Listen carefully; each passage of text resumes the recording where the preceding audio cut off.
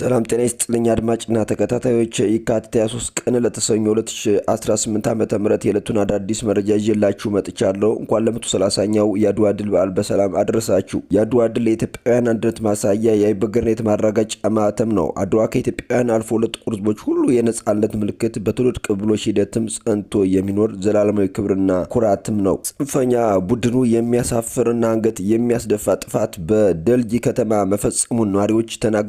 ዝርዝር መረጃውን አብረን ምናየው ነው የሚሆነው።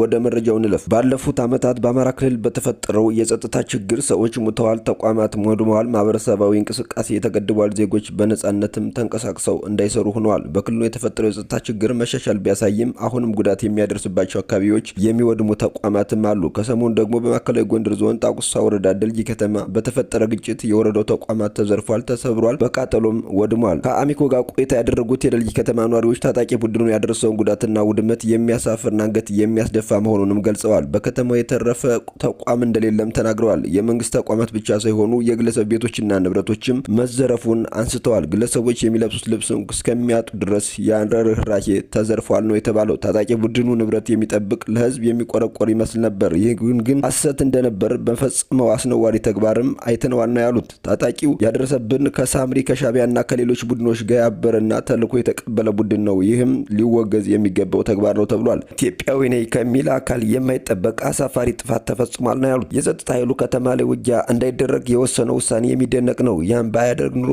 አንተርፍም ነበር ነው ያሉት ነዋሪዎቹ። ሀገር መከላከያ ሰራዊትና የክልል የጸጥታ ኃይል በታጣቂው ቡድን የወሰዱት እርምጃም የሚደነቅ መሆኑንም ተናግረዋል። እንዲህ አይነት እርምጃ ተጠናክሮ መቀጠል አለበትም ብለው አሳስበዋል። ታጣቂ ቡድኑ አይናችን እያየ የዋደመቸውን ተቋማት እኔ አላወደምኳቸውም እያለ ሐሰተኛ ፕሮፓጋንዳ እያሰራጭ መሆኑንም ተናግረዋል።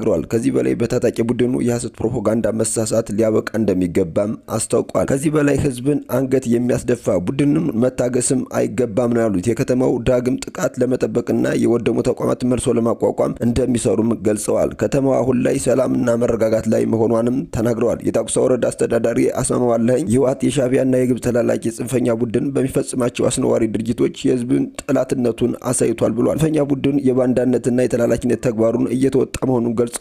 ቀጠናው ለሱዳን ቅርብ መሆኑን ያነሱት አስተዳዳሪው በሱዳን ከሚገኘው ገዳይ የሳምሪ ቡድን ከሻቢያና ከሌሎች ህዝብ ጠላቶች ጋር በመላላክ በወረዳው ላይ ጉዳት ማድረሱንም ተናግረዋል።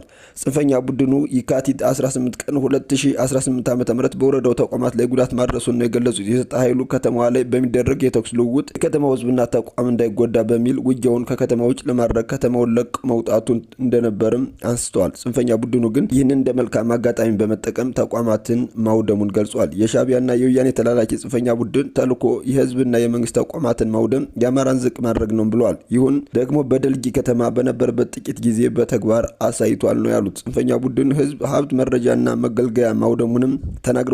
ወደ ሌላኛው ዝርዝር መረጃችን ስናልፍ የአድዋ ድል የኢትዮጵያውያን አንድነት ማሳያ የአይበገሬነት ማረጋገጫ ማህተም ነው። አድዋ ከኢትዮጵያውያን አልፎ ለጥቁር ህዝቦች ሁሉ የነጻነት ምልክት ነው። በትውልድ ቅብብሎች ሂደትም ጸንቶ የሚኖር ዘላለማዊ ክብርና ኩራትም ነው። በጀግኖች አርበኞች አባቶቻችን ተጋድሎ የሀገራችን ብሔራዊ ክብር የተረጋገጠበት ለመላው ጥቁር ህዝቦችም ነጻነት ችቦ የተለኮሰበት ታላቅ ድል ነው። የአያት ቅድመ አያቶቻችን የጀግነት ታሪክ የሚዘከርበት የአድዋ ድል የቅኝ ግዛት አስተሳሰብን በመስበር ለሰው ልጆች ሁሉ ሰብአዊ ክብር፣ ፍትህና እኩልነትን አብስሯል። ኢትዮጵያ የአርበኞች ሀገር መሆኗን በዓለም አደባባይ በተግባር አስመስክራለች። የአድዋ ድል የተገኘው በጽናትና በሀገር ፍቅር ስሜት በተከፈለ ብርቱ መስዋዕትነት ነው። በአንድነትና በጽናት ከቆምን ማንኛውንም ፈተና ማሸነፍ እንደሚቻልም አድዋ ያስረዳናል። ኢትዮጵያውያን ዘመናዊ መሳሪያ ከታጠቀ የቅኝ ገዢ ኃይል ጋር ፋልመው ድል በማድረግ ዘመን አይሽር የታሪክ ያኖሩት የሀገራቸውን ክብር አስቀድመው በአንድነትና በትብብር ጸንተው በመቆማቸው ነው። የዛሬው ትውልዶች የታላቁ የአድዋ ድል ባላደራነን። ከአባቶቻችን የወረስነውን ጽናት ተላብሰን ሉዓላዊነቷ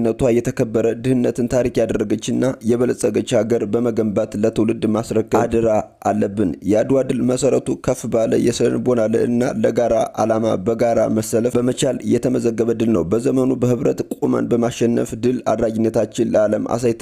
ዛሬም የትናንቱን ታሪካችንን ጠብቀን ሌላ አዲስ ታሪክ ለመመዝገብ በጋራ መስራት ይገባናል። የዚህ ዘመን ትውልድ የአርበኝነት የትግል ምዕራፍ በአንድነቷ የጸናች ብሔራዊ ጥቅሟ የተረጋገጠና ከድህነት የተላቀቀች ምሳሌያዊ ሀገር መገንባትልም ሊሆን ይገባል። ዛሬ በላብና በጥረታችን የምናሸንፈው አንድነት ታሪክ ነገ ለትውልድ በኩራት የምናስረክበው የጋራ ክብር ነው። ስለሆነም በአድዋ ድል መታሰቢያ በዓል የጀግኖች አባቶቻችን አኩሪ ገድል ስንዘክር ከልዩነት ይልቅ አንድነት፣ ከግጭት ይልቅ ሰላምን፣ ከጥፋት ይልቅ ልማትና እድገትን በሚያጠናክሩ ስራዎች ላይ በማተኮር ሊሆን ይገባል ተብሏል። በመጨረሻ ወደምናየው መረጃችን ስናልፍ ለሀገራችን ብሔራዊ ጥቅም ማንኛውንም አይነት መስዋዕትነት ለመክፈል ሰራዊቱ ዝግጁ ነው ሲል ጄኔራል ይመር መኮንን ተናግረዋል። የ130ኛውን የአድዋ በዓል በማስመልከት በአድዋ ሙዚየም የመሰብሰቢያ አዳራሽ ከመላው አዲስ አበባ ከተወጣጡ ወጣቶችና ነዋሪዎች ጋር የፓናል ውይይትም ተካሂዷል። በፓናል ውይይቱ ላይ የተገኘው የመከላከያ ትምህርትና ስልጠና ዋና መምሪያ ኃላፊ ጄኔራል ይመር መኮንን አድዋ እንደ ሀገር በመከላከያ ሰራዊት መሪነት እንዲከበር በመንግስት በመወሰኑ በተቋሙ ስም ምስጋናቸውን አቅርበዋል። አድዋና የዘመናዊ ሰራዊት ግንባታ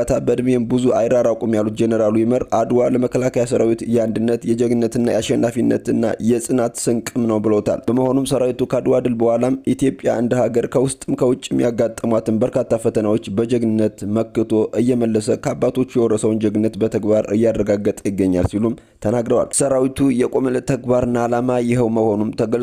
የኢትዮጵያን የባህር በር ጥያቄ አስመልክተው በተሰጡት አስተያየት የኢትዮጵያን ጥያቄ ፍትሐዊ፣ ህጋዊና የህልውና ጉዳይ ጥያቄ መሆኑንም አንስተዋል። አድማጭና ተከታታዮች ለሰዓቱ ይዤላችሁ የመጣሁት አዳዲስ መረጃ ይመስላል። በሌሎች አዳዲስ መረጃዎች መመለስ ነው የሚሆነው። እስከዚያው ግን መልካም ቆይታ